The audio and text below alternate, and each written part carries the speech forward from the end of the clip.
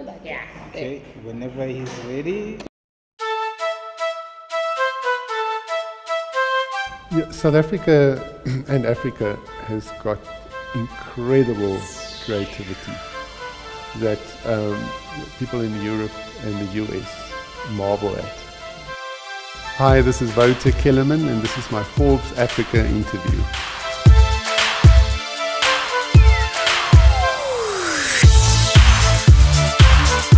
I like the flute because I use your breath and you can be expressive, and it's like talking, like speaking. So I chose the flute and I was very excited to start.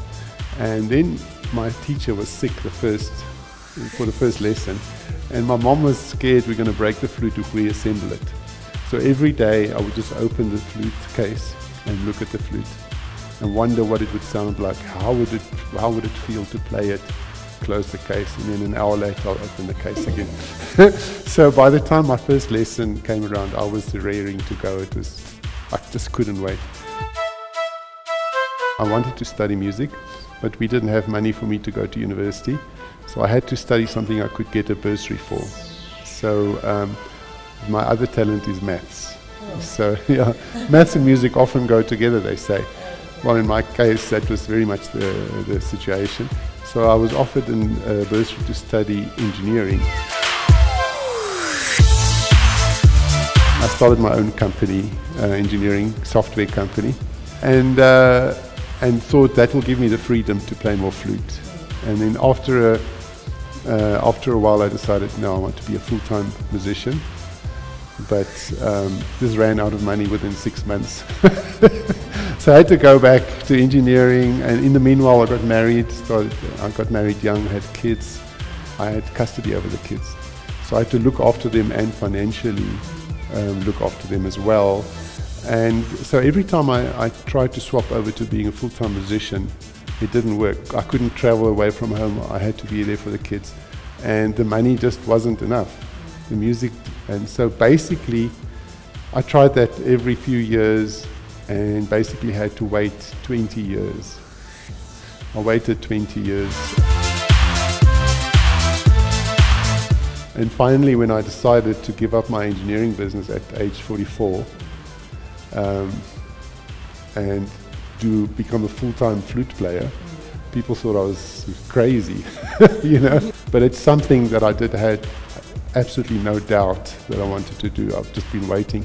So it wasn't even something I considered not doing. I was just waiting for the opportunity. And then I just went all out into my career, just worked night and day. And it's been a dream ride.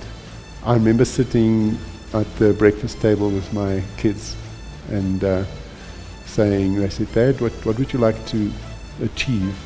You know, and I said, oh, to one day get a Grammy nomination. That would be, because for South Africans, Grammys are particularly hard because the voting membership are all in the US. With all that really difficult competition, the Grammy voting community listened to the music and they liked our song and they voted us to be the winner.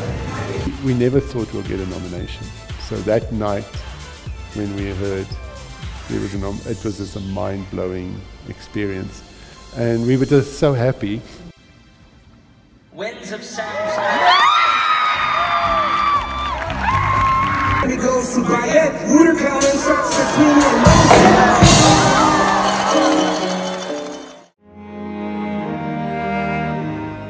It really was a big moment.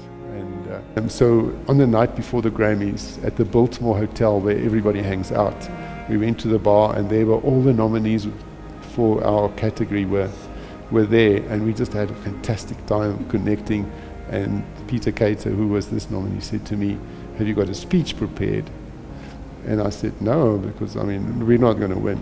He says, I suggest you go and prepare your speech. Just wrote a speech, but I didn't have time to learn it. The next day we were there and I thought, okay, I'll practice my speech in my head while the other categories are being announced. And then we heard we're the first category. And I'm going, what happens if we win? I won't even know what to say. And so I'm like, and everybody, we know a lot of people, the people are coming up to us, we're sitting there, hello, how are you doing? And I'm like, I don't have time to practice. I thought, okay, I'm just going to close my eyes so nobody can come up to me and talk to me, and I'm going to practice in my head. And Tulsi, my business partner and manager, said, "Stop it, Wouter. People think you're praying."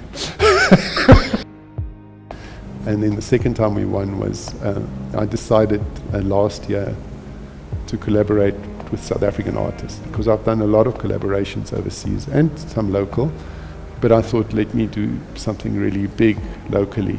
And I love Nomcebo Zikodi's voice, and I reached out to her and said, "Do you want to do something?"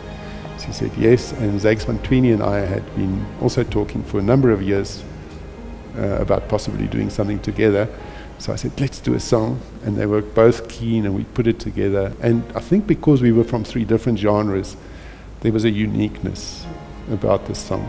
And we released the song, and this time the category was Best Global Music Performance, which is an incredibly competitive category. I used to take it for granted, you know, just the richness of South African and African culture. And I just thought that's how it is. And when I started traveling, I realized, no, we have an incredible, unique richness here. And this richness is our tool, you know, to reach out to the world. The world's hungry because the depth of our culture, you know, thousands of years into the past that we bring with us, with our forefathers every day. And it's just incredible.